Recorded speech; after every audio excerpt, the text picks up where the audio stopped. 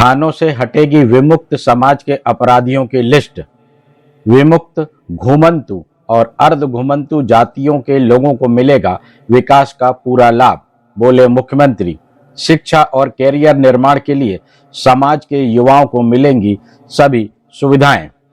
Hello दोस्तों, रंगे हाथ channel में आपका स्वागत है। मैं हूं वकील अंसारी। मुख्यमंत्री डॉक्टर मोहन यादव ने कहा है कि प्रदेश में रहने वाले विमुक्त, घुमंतु और अर्ध घुमंतु समुदाय के लोगों को कल्याणकारी योजनाओं का पूरा लाभ दिया जाएगा। प्राचीन काल से घुमंतु और अर्ध घुमंतु जातियों ने साहस और शौर्य के अनेक उदाहरण प्रस्तुत किए हैं। घुमंतु और अर्ध घुमंतु जातियों के युवाओं और अन्य प्रतिभाओं को शिक्षा के साथ अच्छे भविष्य और करियर निर्माण के लिए राज्य सरकार पूरा सहयोग करेगी। मुख्यमंत्री डॉक्टर यादव शनिवार को रविंद्र भवन भोपाल में विमुक्ति दिवस के राज्य स्तरीय कार्यक्रम को संबोधित कर रहे थे। आइए नजर डालते हैं पूरे कार्यक्रम की एक झलक पर। और मध्य प्रदेश सरकार की वित्त मालती राय जी, माननीय रामेश्वर शर्मा जी, एक तलवार अद्भुत प्रस्तुति होगी।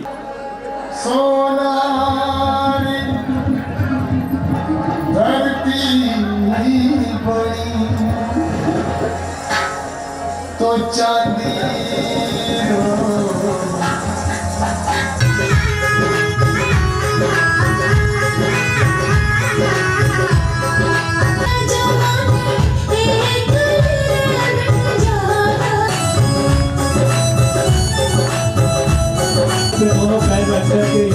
संस्कृति को संजो के रखने का संकल्प है। मटकियों के ऊपर जो हमारे देश की शान है, एक बार बोले भारत माता की।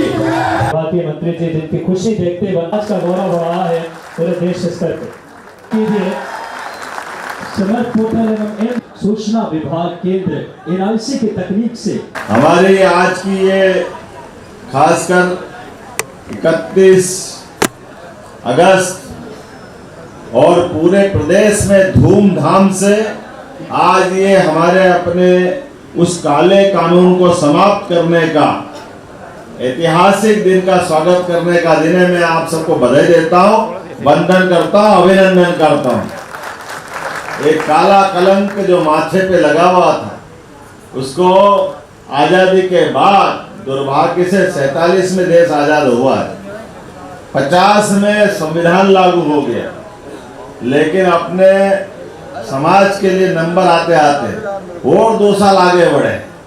मुझे इस बात की प्रसन्नता है कि जब कोई महंगी चीज लेना होती है तो ज्यादा कीमत देना पड़ती है। आप इस समाज ने बहुत कीमत चुकाई।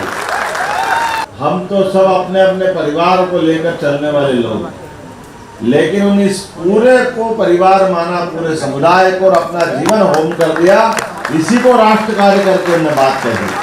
जब मैं मुख्यमंत्री बना तो आपके बीच अभी बोल बाद में रहा हूँ, लेकिन उसके पहले मैंने अपने विभाग में बहुत बार बात कही है कि हमारे ये घुमंतु, अर्ध घुमंतु और ये जो खास करके विमुक्त जाति का बड़ा समुदाय है, इनका इस सरकार की व्यवस्था पे सबसे पहला हक है। इसके दिशा में जरूर काम करने की जरूरत। सारी जनजातियां जो आती जाती है, इनके लिए एक स्थान घोषित करके इनकी जनगणना का मदद करो।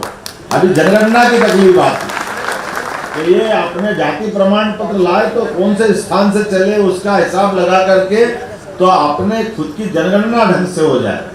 तो मैं इस बात के लिए सहमत हूँ 100% कि हमारी जनजाति का जनगणना के लिए जो स्थान है, जो जहाँ मुकाम है उनका मूल, उससे जोड़कर आजकल तो नई तकनीक का हिसाब किताब है, कहीं भी कोई घूमे, लेकिन अगर मूल स्थान से जुड़ करके उनके प्रमाण पत्र जारी होते हैं।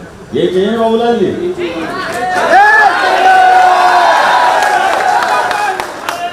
तो निश्चित रूप से उसमें मदद की जाएगी। फिर आपने कहा कि साटिया, भाट और चारण और बेलदार, कौन खड़ा हुआ था? जो छुट्टी सब जातियां जोड़ी जाएगी, कोई नहीं छोड़ने देंगे। अति पिछड़ी जाति, सिकलीगर, बांसुड़ा, बेड़िया, नट, पारदी बोलते हैं भैया, और कंजर, कुचबंदिया, गाड़ी लोहार, कालबेलिया, कबूतरी, इन खास पिछड़ी जातियों के लिए विशेष योजना बनाई जाएगी। तो ऐसा कह रहे हैं कि शमशान कम है, तो शमशान कम है तो ये अंतिम समय की व्यवस्था तो करनी ही पड़ेगी। बिल्कुल तो आपके लिए जगह दी जाएगी, उसमें क्या परेशानी है। तो हमारे अपने गारोड़िया लोहार के लिए भी मकान की व्यवस्था की जाएगी। समय के साथ कई सुधार भी हमको करना पड़ेगा। हम जब देश आजाद नहीं हुआ था तब उसको मान के चलते थे कि हमारे साथ बिल्कुल झोपड़ी में ही रहना और गाड़ी अंदर ही रखना।